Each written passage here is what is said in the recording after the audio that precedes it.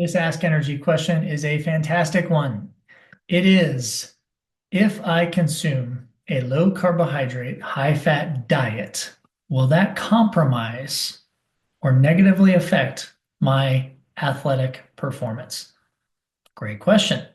Well, in the past, we thought the answer to that question was probably yes. And when I say we, taking what research has told us as practitioners. So here's the basic premise. If you don't eat a lot of carbohydrates throughout the day, you are not increasing your muscle glycogen stores as much as if you were eating more carbohydrates. Okay. You can think of your muscle glycogen stores as your gas tank, right? So if you have more gas in your gas tank, you can go for extended periods of time and especially higher intensities. Okay, that was our thought process. However, many athletes in real life have been proving that to be wrong. So there are a lot of high fat, low carbohydrate, low carb, high fat athletes out there who've been excelling in their sport. Now, most of these sports are more endurance based and more longer based, like ultra endurance, but still, we've got a lot of great N of one examples that, you know what? Maybe low carb, high fat isn't going to compromise the body or the performance as much as we had thought in the past. Now, interestingly, a brand new study came out in January of this year, 2025, and I'm not going to piece it or I'm not going to pick it apart, but I will tell you some highlights. Now, with any research study, there are always some things that you cannot really identify and say, you know what, that's 100% true, because it's a research study. And the point of research is to is to answer some questions so they can do more research, right? Okay. So with all that said, this research study was, let me just put this out there, was done on 10 triathletes, and they were all males, and they were all between 18 and 49 years old. Okay. We set that up, got that out of the way. But I think what's interesting is really learning from what they did, because I feel like this is a springboard to more research based on the group that did it. So let me tell you what they did. They did a randomized crossover study. So they took two groups and they fed them a low carb, high fat diet for 6 weeks or a high carb, low fat diet for 6 weeks. Then after the 6 weeks, they came into the lab and they did 2 time trials. And the time trials were to exhaustion. So basically, they were on a bike and they were pedaling at 70% of their VO2 max until they couldn't pedal anymore or until their cadence dropped, and then they were done. Okay. All right. So the low carb, high fat diet group, you would think, right? Theoretically, and just, I don't know, common sense, you would think, hey, if you're not eating a lot of carbs, of course, your time trial, your time to exhaustion is going to be a lot less than an athlete who's eating a lot of carbs, right? In fact, let me just back up really quick. The low carb group was eating less than 50 grams of carbohydrate per day, whereas the high carb group was eating 380 grams per day. Just so you know the differences in your mind. Okay, back to the time trials. So the low carb, high fat group, again, you would think, hey, they're probably not going to go as long as the high carb because, listen, the high carb has high carbs, right? They have more gas in their gas tank coming in. Okay. So they did their first time trial after coming in after 6 weeks of adapting to these diets. Did the first time trial to exhaustion. Now, statistically, there was no difference between the low carb and the high carb groups. No statistical difference. That's great and fine for research. But when it comes to real life, people like me look at the numbers and they look at the actual results. And what we found, taking statistics out of it, was that the low carb group actually went longer in their time trial to exhaustion than the high carb group. What? After that first time trial, all the athletes, they got them down, they sat down for 20 minutes and rested, at which time they were both groups were fed 50 grams of carbohydrate in the form of maltodextrin. Okay. After that, they did a second time trial to exhaustion test. And again, no statistical differences between low carb and high carb, but the low carb group again went longer.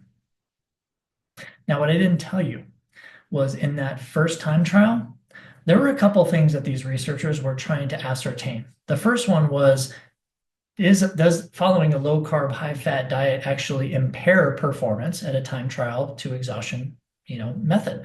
The second one was, the question was, well, what if we feed a lower amount of carbohydrates per hour during exercise? Would that impair or improve performance in either of these groups? So what I didn't tell you was during the first time trial, they fed both groups, low carb and high carb groups, 10 grams of carbohydrate per hour. All the carbohydrates that were fed were maltodextrin, just so you know, typical carbohydrate used in research. Now, why did they only feed 10 grams of carbohydrate per hour? Well, because they wanted to challenge the belief, do we really need between 30 and 90 grams of carbohydrate per hour, which is published in research? So this group was like, hey, you know what? Let's just see. Let's see if we underfeed or just feed a lot less carbohydrate per hour. Let's see what that does, right? So let's go back here. Both groups acclimated to their diet, low carb, high carb, low fat for 6 weeks. They came into the lab. They both did the same first time trial to exhaustion test, fed 10 grams of carbohydrate per hour. Then they rested for 20 minutes, at which time they were fed 50 grams of carbohydrate per hour. Then they did a second time trial right after. Again, as I mentioned before, statistically, no differences. But in real life, when you look at the numbers and you take stats out of it, the low carb, high fat group actually performed better because they had a longer time to exhaustion. Interesting, isn't it? So I guess it leaves us with answering the question, which was, does following a low carb, high fat diet impair performance? Well, like I said earlier, some athletes have proven no, and now we've got a little bit newer research to really think about this a little bit more. I feel like we haven't had a full, like that's not 100% certain because obviously, like I said, some bias, some confounding variables where they only studied males. They were a little bit younger. They were triathletes or on the bike, not a treadmill, right? So again, confounding variables there. That all said, I think it's exciting because it allows us to have that conversation now and saying, you know what? In my mind, at least, and what I like to do with athletes is not necessarily put black and white against each other, right? We're not doing a high carb versus low carb. We need to periodize our nutrients. We need to periodize our carbohydrate, our protein, and our fat to assume the goals and to match the goals, support the goals, which could be health, longevity, athletic performance of the individual. So I don't believe that you should follow a low carb, high fat or a high carb, low fat 100% of the time. I believe we should periodize that to be able to support what we're trying to do in our lives, both athletically, but also health-wise and longevity-wise. So again, this was an interesting study because they just did two ends of the continuum. But I think it's interesting to note that even though I'm not going to give you a hard conclusion from this study, because I don't think we can, because there is a little bit of confounders, variables there, I feel like it's great to be able to have that conversation of how important it is to periodize your nutrition and to use the metabolic efficiency training concept. Because remember, the metabolic efficiency training concept is all about periodizing your macronutrients to support health, longevity, and performance. There will be times where you may need more carbohydrates.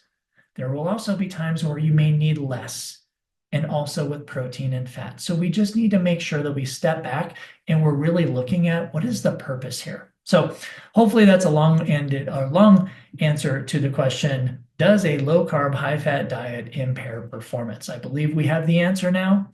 Thank you for listening.